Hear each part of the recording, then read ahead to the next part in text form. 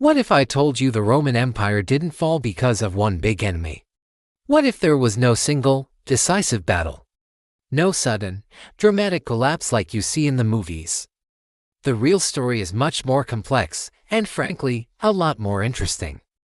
The truth is, the most powerful empire in history fell slowly, piece by piece, from the inside out. This is the real story of why Rome disappeared. Let's rewind. At its absolute peak, the Roman Empire was a giant. It stretched from the misty shores of Britain all the way to the sun-scorched deserts of the Middle East. It ruled over millions of people, from countless different cultures.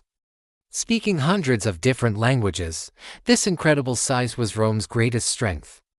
But it also became its fatal weakness. Think about it, in a world without email or phones, a message from Rome to an outpost in Britain could take weeks, even months. Armies were stretched impossibly thin. Trying to defend thousands of miles of borders, emperors, sitting in their grand palaces in Rome, struggled to control distant provinces that were practically their own little kingdoms. Rome was undeniably powerful, but it was also massively overextended, like a rubber band stretched to its breaking point. And here's where things get really messy. Rome didn't just fight enemies on its borders, it fought itself. The political scene was a chaotic, bloody mess. In one 50-year period, there were more than 20 different emperors. And most of them didn't retire peacefully. They were assassinated by their rivals, their own guards, or even angry mobs. Some emperors ruled for a few years, others for just a few months, and a few for only a matter of days. Power wasn't earned through wisdom or skill. It was often bought with gold or seized with a sword. Corruption became the norm. It seeped into every level of government, from the highest senators to the lowest tax collectors.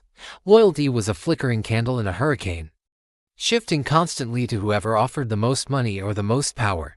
The empire was bleeding stability, and its people were losing trust in their leaders. With political chaos came economic disaster. To fund massive armies and pay off those disloyal soldiers, emperors came up with a seemingly clever idea. They started debasing the currency. They reduced the amount of precious silver in their coins, mixing it with cheaper metals like copper. They could mint more coins, but each coin was worth less.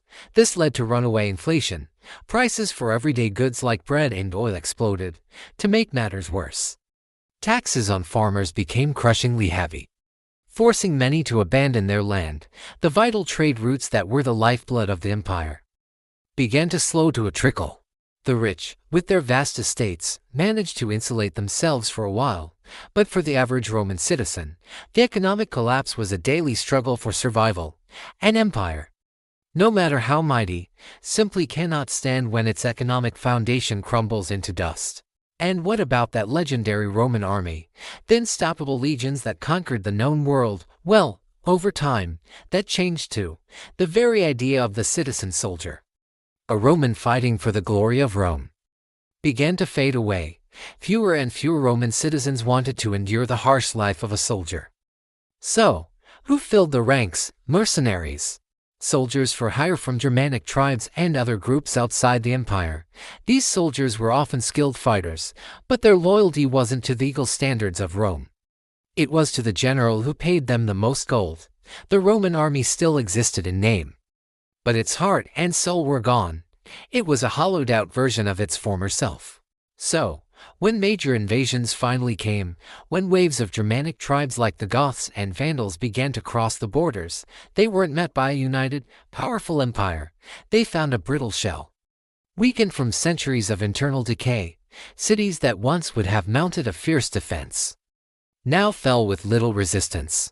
The final invasions weren't the cause of Rome's fall, they were the final symptom. They didn't destroy Rome, they simply pushed over a structure that was already rotten to the core and ready to collapse. The fall of Rome wasn't a single event.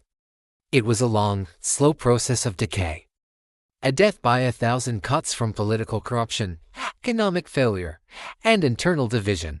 The ultimate lesson from Rome's story is a timeless one. Even the greatest, most powerful empires on earth can fall not from an outside threat, but when they stop fixing the problems within. Thanks for watching. If you want more history stories told in a way you won't find in a textbook, make sure to follow our channel. We'll see you in the next one.